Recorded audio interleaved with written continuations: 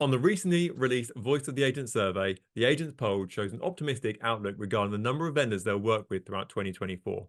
A huge What 81% anticipated an increase in the number of vendors they'll work with 27% expecting a substantial increase and an additional 54% predicting a moderate rise over the year. With agents up and down the country expecting to deal with more and more properties in the coming year, the obvious conversation is me around expanding businesses to take full advantage of this. I'm joined today by James Rowe, who is the managing director at the Recruitment Experts. James, what are you seeing with regard to the job market for estate agents up and down the country? I have seen a massive rise in the last 2 to 3 months of both residential and self-employed roles. I think over the last year, though, we've seen an increase of probably 20 to 30% of self-employed agency roles coming to fruition now, which is amazing. And really, people are starting to look outside of the more traditional routes into really kind of diversifying into the way that they do both recruitment and property at the moment, which is really interesting. And is that primarily people who have been in jobs with a corporate, for example, then sort of going, I want to kind of do this all for myself? Or what's the sort of backstory of the guys you're dealing with primarily in those positions? Yeah, I think there's a really good mix. You see really people at the top level, all the way from branch manager to regional, and even sometimes directors who are maybe sick of dealing with paperwork and really kind of they want to go back onto the coalface almost and actually do what they love. And then you see a lot of people actually outside of industry or newer to industry, and it's really them kind of two ends of the spectrum that you're actually seeing really kind of push, especially into the self-employed space. So And do you think that's a consequence of the salaries in a state agency being quite stagnant over the last 10, 20 years? I mean, they don't really feel like they've moved on that much. Do you think people are kind of getting fed up of having employee jobs where the salary expectations haven't moved up in line with inflation or anything like that in any way, shape, or form? So now they're going, excuse the expression, bugger it, I'll do it myself and be self-employed and get paid actually what I deserve. yeah, I think there's partial of that. I think one of the actual biggest paradigm shifts is actually in work-life balance and micromanagement and KPIs and all that kind of other stuff that's actually less salary involved. Because I think that people, especially I'm going to say the horrible word, but post-COVID, people got used to living a better lifestyle. And I think that now I'm seeing a rise in that. People want that flexibility, and most people have realized I don't need to be in an office. If I'm 5 minutes late, the business isn't going to crash and burn. And it's all about being more available for your vendors and for your buyers and sellers, and but having a wider spectrum of being available, but not necessarily tied to a desk. But I must admit, salaries have hit a point, probably start of this year, where we're actually starting to see a rise in salaries now. Okay, that's good news. Everyone wants to get paid more on that side. And do you think that people, because when you first go into a state agency, you go into a state agency, well, you generally fall into a state agency, but then you start doing viewings, you deal with people, you do valuations, it's all very sort of people based. And then sort of the obvious ladder in front of you sort of takes you away from that front line stuff that generally people quite enjoy and takes you further and closer into sort of spreadsheet land and people management, all that sort of stuff, which some people absolutely love and that's absolutely great. But lots of people got into a state agency to be estate agents and not sort of manage people. Do you find that people kind of hit their ceiling limit at some point and go, actually, I've had enough of this Excel malarkey. I just want to be selling houses, and if I could sell 5 houses per month, I'd be happy. Yeah, yeah, definitely see that. And funnily enough, we actually see that the position that most people tend to be happiest in is around that valuer stage because they've got the flexibility to be a little bit more independent in like a corporate agent, but not doing the grunt work and slightly less volume. And so I think that that's where most people actually say, right, I'm a valuer now. What's the next step? Well, yes, I could become a branch manager, but actually, if I was to carry on doing the same results I'm doing now, even 1/10 of that size, I can earn double the amount of money that I'm earning now. So yeah, I definitely think that people, kind of work their way up and then go, why have I done this? I'm not doing what I love, which the irony is probably not lost on them. I'm finding that more and more people I talk to are sort of historically going into the self-employed world or opening your own estate agency business was kind of a bit of a long drag, and you were negotiator, valuer, branch manager, senior branch manager, regional manager, and then you probably looked at taking your own branch there. I'm seeing more and more people who are kind of going step one, step two, going self-employed. I'm a good senior negotiator, or I'm a good valuer of properties. I'll just go self-employed from that point, and actually aren't actually progressing to that regional director sort of role. Is that what you're seeing as well? Yeah, I think so. I think, and to be honest with you, I think it's actually a really good option because, people that have been practicing at that super high end level, let's say they're an area manager or regional manager, whatever it might be, they tend to be a little bit rusty because, like you say, they end up getting pulled away from that. So actually, a really good time for people to do it is to kind of almost shift back into it. But the joy that you see when people kind of go from the corporate world or the residential world into a self-employed role, they're like first day they're like, what do I stay here, do I go out and do something, do I? And so yeah, it's incredible. But yeah, I'm seeing a lot of people kind of jump that avenue, and it's 100% the way to go. And what's your experience on that side? So, there's lots of options out there, or quite a few options out there with regard to the self-employed world. So, if you were talking to me and I had an employed job and I was working for Countrywide, as an example, and I thought to myself, okay, this self-employed malarkey, that seems like it could be a bit of a laugh and that could work quite well for myself. What steps do you reckon I should take to sort of down the line kind of make that a reality in the not too distant future? Yeah, I think research is probably one of the main ones. Finding the right company. That there's really, really great self-employed models out there, but every single company has a different USP and different core values. And so finding out who's going to be able to give you and align your core values with yourself, that's probably step one. Really kind of do your research. And step two, as we all know, it's not an instant process. And for anyone that's considering going self-employed, just to clarify, there is no good time to ever go self-employed. Like everyone thinks, well, if I have another 6 months worth of savings, and if I have enough, it never comes, it never happens. But having a plan in place of where you can say, right, by month three, I want to be able to do to this, and by month six, because it will take you a little bit longer. So whether that is, you want to start your business and then you want to start and get out a government approved loan, to be able to fund yourself for the first couple of months, or whether you have your savings to back yourself. I think just sit down and make a plan about how you can actually build that structure out. But I would probably say talk to a recruiter that does a lot of self-employed, because they'll be able to say, right, well, here's are the three or four things that you will need to do based on this conversation to go away with an action. Yeah. It's funny you should say about kind of the perfect time. When I started my own business, I was the exact same thing to myself. I think to myself, I'll wait until so and so is out of the way. I'll wait until the Olympics is out of the way. I'll wait until this is out. Actually, there's no perfect time. Just go for it, sort of thing. I mean, in No. hindsight, if you wanted to launch an estate agency business just after COVID was announced, everyone would think you're absolutely crackers. But in reality, that was probably perfect timing. The market Yeah. absolutely boomed after COVID. Who would have known? You would have pulled it out of the odds there. So, yeah, there's never a perfect time.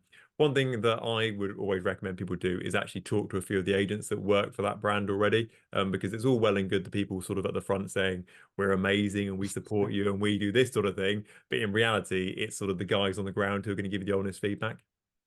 Yeah, I completely agree. I think that, speaking and, they've got nothing to lose. I think when you speak to, the front end people, as you say, like the whole point is to give you all of the information to walk away with, but actually hearing about what someone's first 3, 6 months were like, I think that that can actually gear you up and mentally prepare you, I suppose, in a lot of cases to make sure that you kind of succeed. So let's talk about if anybody is a self-employed estate agent already listening to this, which I think probably the majority of people will be, I would have thought. And they're at the stage now where they want to bring on their first member of staff.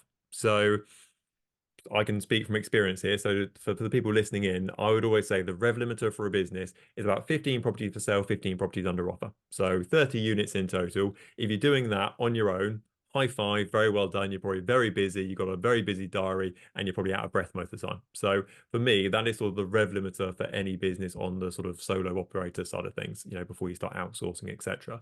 So if Mm. you're not at those sort of figures yet and you feel like your diary is absolutely manic, you haven't got enough hours in the day, there's probably some sort of optimization in your diary to take place first of all. So let's assume they've got to that level and they've got that rev limiter. What should people be looking at? Because I'm sure before we came on the podcast today, you mentioned that everyone wants to employ the clone of themselves. Effectively, the first thing, is Yeah. that the right move or is that the wrong move? What should people be doing?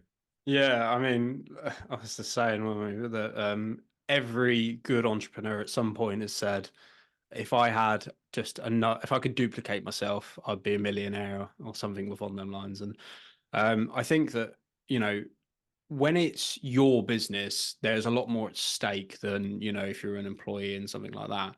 And I think the first thing you need to do is, like you mentioned, optimize your own diary and manage your own diary and make sure you're squeezing out every last minute that you can, because not only is bringing someone else on board time consuming and difficult, and answering a lot of stupid questions in a lot of cases, but I think why I actually teach a lot of my recruiters is, don't get an employee unless you absolutely need one. Sometimes the actual right key to this is finding something like a VA, a virtual assistant, who can help diarize anything that you need to do. So manage your diaries, book in valuations, pick up on leads, and really kind of, you need to focus on high value tasks. So anything that's low value, I can tell you how many times someone said, I'm stupid busy, I'm so crazy, I've got no time to think, and then they're sat on their phone playing Instagram, and or they're on their emails waiting for that offer to come in, and I'm like, it's low value for you. So basically, take anything off of your plate.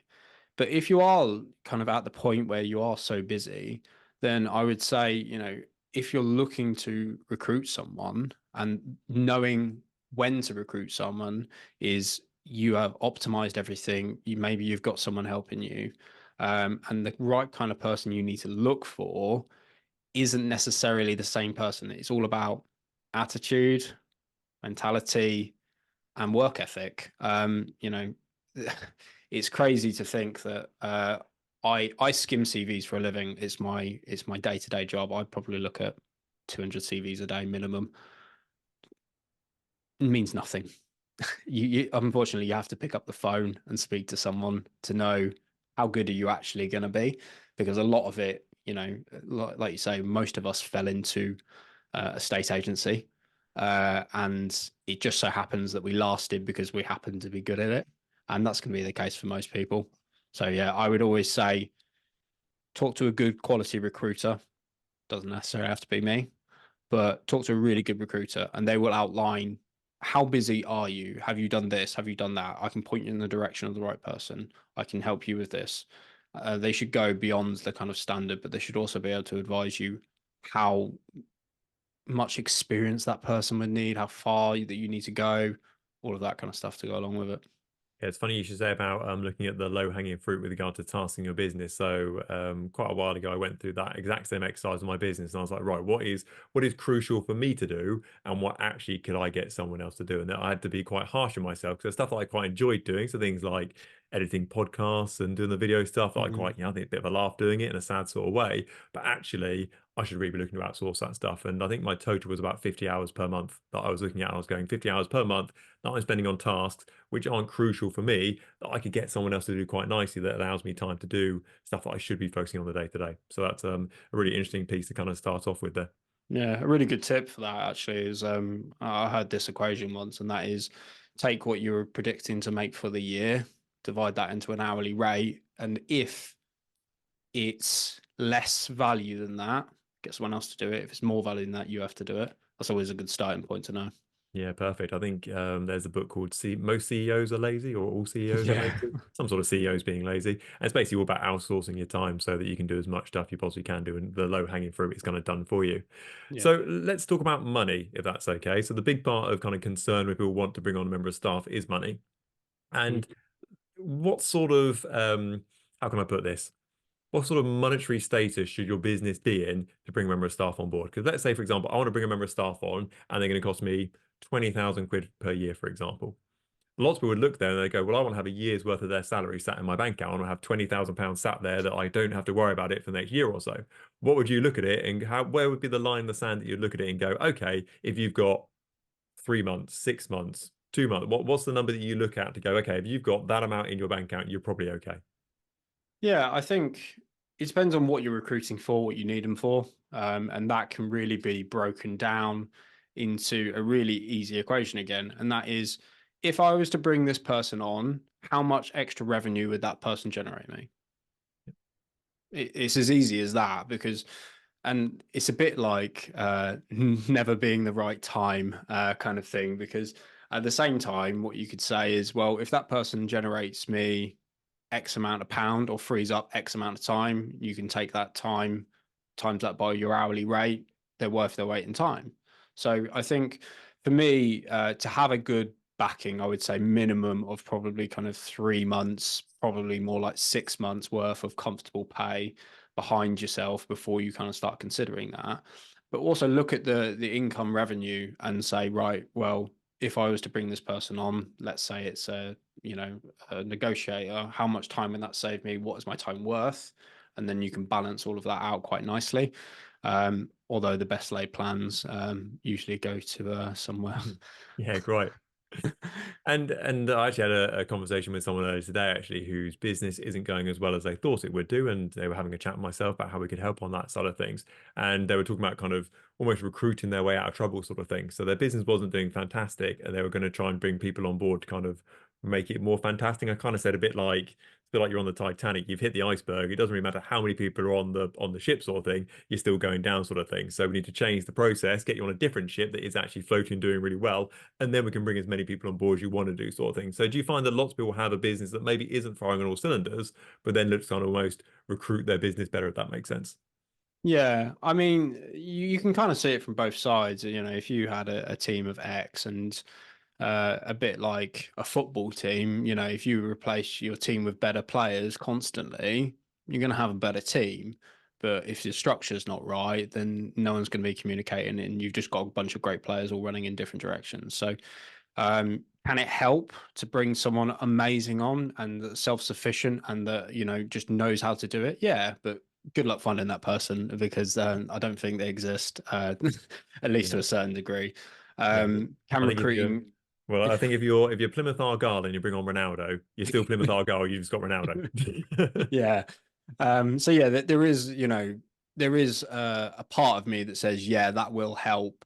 But, you know, really setting fundamentals in place and making sure structure is good and making sure the business is on a level playing field is the best way to recruit.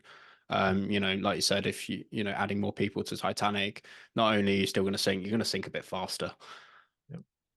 And so we've talked about obviously when to recruit and sort of what we can do. So how do you recommend people find that perfect member of staff? Now I'm going to take the words out of your mouth here. The obvious answer is to speak to yourself. So obviously Yeah. you're a seasoned recruiter, you know your stuff, you know your people. I'm sure you've got a black book of people that could line up really nicely. Mm. Outside of that, are there other ways that people can attract people to work to their business that maybe they can give it a go themselves, or is there ways that they can maybe get some talent to go towards them? Yeah, and I think you know, content marketing, you know, you should know pretty much the golden gospel of this, but content marketing is a great way to attract people to you. If you're so time sensitive that you need to recruit someone into your business, spending time going out and reaching out to individuals probably isn't the wisest idea. What you can do is you can use content marketing to both push your own brand, push you further, but it also should attract people in. And I would not pass up on the opportunity that if you speak to someone and let's say they're asking you questions about your business, or let's say you know you're there's a bunch of different groups out there, but just taking a chance and just saying, look, we've been chatting for 15 minutes about something completely different. I've met you in the pub, but how do you feel about this? And just testing people's mettle sometimes is just enough to spark a conversation. Recommendations will go so far in this industry, and putting something out as simple as, I'm potentially going to be looking for someone to join on my team, LinkedIn help me. You'll be surprised how far that can actually reach, especially if you're good with your algorithms and your timings, and you're putting out lots of marketing already. But yeah, content marketing is the easiest way because it pushes. You know, something that we do is every time we bring on a new member of staff, new member team. Not only is that great because it fills a space and it's my post for the day or whatever it might be, but guess what? Other people see that and they go, wow, this person's everywhere. I can't get rid of them. It's great. Yeah, so I'm glad you said about the content marketing side thing because I had a video call. So Tom Constable was on the podcast a couple of weeks ago at the Mm. agency UK, and he talked about how important content marketing was to attract his new starters that you've got to come on board. And I was having a chat with I won't name them, someone at EXP a little while ago, who was looking to bring some staff on board. And I said, do as much video content as you possibly can do, so much cool sort of fancy video stuff of you doing tours around properties, get that content out as much as you possibly can do, and they'll be lining up around the street to come and join you, sort of thing. Yeah, it's, people want to see personality now. I think gone are the days of people where, everything's perfect and squeaky. And I think, I'll leave that to Instagram to do. And I would rather be genuine and, really talk about personal brand and see things that mess up and stuff. I've been recording videos all day today. And I think that I've eaten this mic about 17 times, and that'll be going out onto content marketing because it's funny. People want to see personality. And I think so when you can combine your own personality and combine that with good marketing strategy, you'll attract the right people by default. And so, yeah, that's 100% the easiest way to go with it. And do you think that with regard to where you put that content is, do you think LinkedIn's the best one for it, or do you think that Instagram or Facebook, or what's the sort of go-to, or is it all of them at once? Yeah, I mean, I think that LinkedIn, if you're LinkedIn is a professional platform, if you'll tell me that you want to find someone, my automatic kick jerk reaction is LinkedIn because they're professionals on there. I mean, the state agencies, people love LinkedIn because they go, look at this beautiful house. And, the reason that most people join onto LinkedIn is because you're not going to get bombarded with silly posts that are about rubbish, in your actual interests. So I would generally say that LinkedIn is a great one, but I think also Instagram and Facebook have their place. And you can reach a really kind of different audience with each of them. Generational wise, if you also look at it, you have the younger generation on Instagram, the slightly older generation on Facebook, and then a bit of everyone on LinkedIn. You know, there's no point in just post like if you've got the content, post it to everywhere. Post it on TikTok because ultimately it's a bit like a property. It's eyeballs on that post, and you never know who's going to see it. So it's just worth throwing it everywhere. If you're going to do it, throw it everywhere. So let's for kind of let's continue this sort of line, in time effectively. So if we found someone that we think to ourselves, okay, you're on the right sort of lines, you've got your own teeth and you sound all right, sort of thing, and we go towards interview stage. What are some of the key questions you should be asking someone in an interview that is going to really sort of show you what they're about and what their sort of core message is? Because you don't want to find out on week two they're really lazy and not very good. You want to find out as soon as possible whether they're going to be good for your business. So what's some key questions we can ask on an interview that is going to sort of separate the wheat from the chaff very quickly? Yeah, I think I always think there's kind of three core things that you need to do to really break someone down. First thing is to, do the interview, but make it informal. Because the problem is, as soon as you throw up, let's say that you rent a space or, you turn up in a suit or wherever it might be, and, you go to wherever it might be, however you decide to do it. The problem is, as soon as you throw up that formality, they're going to throw up their formality. And it's really hard to get to know someone on a personal level. And that's where most of them personal traits live. If they're lazy, everyone can act their way through 25 minutes, 2 hours, whatever it might be on an interview. And so what your aim is to dig deeper. So I would say start by keeping it informal, meet Starbucks, meet at somewhere nice and local, just have a nice casual conversation. And then this is going to sound really silly, but my best way of interviewing someone is just keep asking someone why.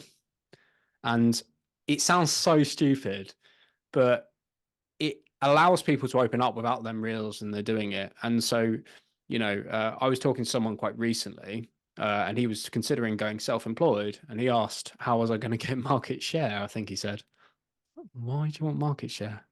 Well, because how are people going to know me? Why do people have to know you? Well, because then how? And so he's like explaining his plan, and then he kind of almost come full circle. So like bringing this back into like an interview stage, why are you interested in joining is should be always your first question, and that will give you a broad scope, but then you need to kind of focus down them avenues. I love property. Why do you love property? Because the amount of times that I've picked up the phone to someone, they say, I've just always had an interest in property. it's not going to get you there. Like you're not going to get very far if that's what you're relying on. And finding their core root of why they are actually interested in this will actually suss out whether they're interested or they're just coming along to see what's on offer. The last thing I would do as well is that I would always have your core values at heart, and you should be looking for your core values. Everyone has different ones. For me, I love a flexible lifestyle, let's say, which I don't. I work pretty much all the time, but let's say I love a flexible lifestyle. You know, for me, what I'm looking for is someone that can match that. And what are they looking to achieve out of this? What's their end goal? Because ultimately, if your core values don't apply, you can get on like a house on fire, but it's very, very quick and easy to see when you don't align with someone. And I'd probably say the last one is do it in multiple stages. Don't just one interview someone. You're not going to get to know them after 45 minutes. If you have to break it down into a telephone, into a video, into a personal meet, take your time, do it properly. You can do that over separate days, a week. One, what that will do is that will show you what's their phone etiquette like, how do they appear on video, and are they willing to go out and meet you? And the second thing is if you drag it out timescales wise, it show you how keen they actually are. If you drag it out over 2 weeks, then that's long enough that they could bail out at any choice. So you're going to see how committed they are to that process, which also shows you a good indication of how good they're going to commit to the actual role. Oh, I like that a lot. So I'm interviewing for a couple of roles with myself at the moment. I get a feeling as soon as this video call ends up, you're going to jump on me after I've said that. And the Sorry. first question I always ask everybody is, what do you know about the estate agent consultancy? And whether that's a good question or a bad question, the reason why is because I've got a YouTube channel, I've got Instagram, I've got LinkedIn, I've got Facebook, I've got TikTok, and I post all the time about everything the business is doing. I've got a website, whatever else it may be. So loads of places people can research the company. If you can't be bothered to spend 10 minutes to go, who is Chris Webb? What's he about? What does the company do? Sort of thing. I haven't got time for you. And I know it sounds really harsh, but I've had interviews recently that have lasted like 6 minutes because I've gone, hi, how you doing? Nice to see you. Do you find it all okay? Sort of thing. What do you know about the business? Oh, I've only read a little bit. I didn't have too much time to do it beforehand. I've only read the job description. Right, see you later. Goodbye. And do you Because know what? I almost said that actually, but I consider that a minimum. yeah, That is the minimum that you require for someone to come in. Like they have to have done their research, whether that's the properties that you've listed. The more research someone does, the more indication that you've got that they're actually interested. If someone was come to you and say, "Here are your last 3 videos, and here's what I took out of them, and here's what I think I can bring to the table, and here's what you'll go, God, that's okay, fine, yeah. You're ready for me. I appreciate that. And it just puts you off on a good foot. And I think, commitment is something that we're, really looking for. Like I said before, then one of the main attributes you can find is commitment and, actual, I was going to say enthusiasm, but I'd say entrepreneurship to a certain degree, depending on what manner you're taking on someone. Because you're going to be a small company, you're going to need to work with someone, and they're going to need to be flexible in how you push and pull them. yeah. And how do you see it with regard to sort of managing people? So you've got a team below you at the recruitment experts you look after. And do you think that it should be sort of a short leash to start off with regard to team members when they join your team, and then you kind of loosen it over time as they kind of gain trust with the business, or should you be loose from day one? What's a good way of managing people in your experience when they first join a business? Yeah, I mean, I think that it depends on what capacity you're bringing them on. If they're going to be self-employed under you, you have to be a little careful because they are self-employed. But you have to remember that they're coming on because they're looking for your guidance. So when I bring someone on at the recruitment experts, they have a really intensive training program, but then I will actually have daily morning meetings with that person, and I'll ask them about what they've got going on and how can I help and give them advice because a lot of the time, most of the advice that you can give someone isn't going to pop up in a weekly meeting or a catch up whenever or over a coffee. It's going to come when they're talking about, I've got this situation with an offer and I'm struggling with this. And that's where you go, this is what you need to do X, Y, and Z. And so for me, I say a short leash, but I would say you're doing it for their own good. And so for me, keep them close when they start. And as they get better, you just, this is a really simple question. Do you still want to do these morning meetings? or can we move them to every other day? Something as simple as that, and giving them more freedom will not only help them do more because they'll feel more responsible for what they're doing, and they'll be more committed to that process. But also, when the money starts coming in, and they start seeing the benefits of that, and they start working with you. So I would say for anyone that's starting, keep a close eye on them. Literally breathe everything that you know into that person, because that person that you bring on is only as good as the information you give them. And so you need to tell them every single little thing that you can until they know as much as you. And at that point, you then just monitor them and you keep them going and you keep them afloat and you keep them from crying once a day. And from there, that's when you'll either see a problem or great things happen. Yeah, I think people sometimes fall into sort of the nice boss category, which is where you start on day one. They're like, yeah, I won't chase you. I won't do so and so. Here's the phone. You get on with it. I trust you. See you later. Goodbye. Speak to you on Wednesday next week. And they're like, where's he gone? And What do I have to do? yeah, I think something that's real as well, especially for the more experienced agents out there, is the burden of knowledge. I found this with recruitment and estate agency because there's certain things that we do that we just don't even think about, and someone will be going, I have no idea what that means. But he said it so casually, I actually feel a little bit awkward. The amount when I remember my first day in a estate agency, I didn't understand 92% of what came in. No idea. Someone said, "Oh, it's subject sold," and I was like, "I have no idea what that means." And then they were like, "Oh, I need to staircase this property," and I'm like, "What's going on? Why are you going upstairs? I don't know what's happening." Um, and I think that, sometimes you actually need to break things down and you'll say, right, okay, this is how this first thing works. How can I break this down even further and almost treat them as if they're stupid? Because the problem is, if you miss something at that base kind of fundamental level, then it's not going to work building upwards because they're going to have missing information. So I think just pay attention to that as well, break down it as much as you can.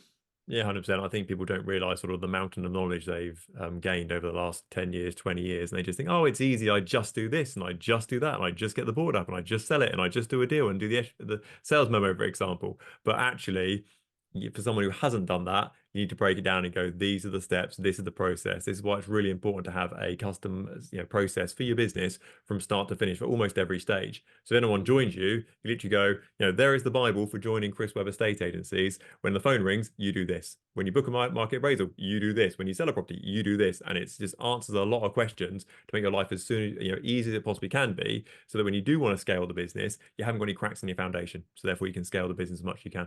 Yeah, and actually having that down in a physical written format is really useful, guys, because you trying to remember this stuff is never going to work. You need it written down in a process that you, like you say, almost like a Bible that you say, right, here it all is, here's a format, and then I can breathe in anything that I need to, but you're never going to remember every single thing that you know over 10 years of your estate agency experience is impossible. Yeah, quite. Or just get them to download my book. There we go. For free. Excellent. And to wrap things up, I hear you are recruiting yourself. Yes, yes, very exciting. So yeah, if anyone is interested in becoming a recruitment expert, which we specialize within the property recruitment sector, so we recruit for lovely people like Chris, and basically we help them find new roles, and it's a fantastic opportunity. It's a self-employed role, so we pay 70% of whatever the fees are. So it's very similar to a self-employed estate agency model, especially on the broker model. So Yeah, very if good. anyone's interested, feel free to reach out. Also, I just wanted to give a big shout out. I finished this a couple of days ago. Oh, there we go. So for people who Um, can't see, James is holding up a book, by the way. So if you're not oh watching. yes, apologies. Absolutely great read. And I would suggest anyone who has a computer, a phone, or some form of tablet to go download it instantly. It's absolutely amazing, mate. Oh, Really, thank you. really enjoyed that. Thank you very much. I'll slip you 20 quid after the video call finishes. Thank you very much. That's great. James, thank you We so said much for coming. 50. Yeah. 50 to 5 stars. Yeah. Thank you so much for coming on today, Matt. I really appreciate it. Dropping your knowledge. Uh, It's been really great. Thank you so much. Appreciate it. Thank you very much, Cheers, Chris. James. Thank you. Cheers, mate. Bye.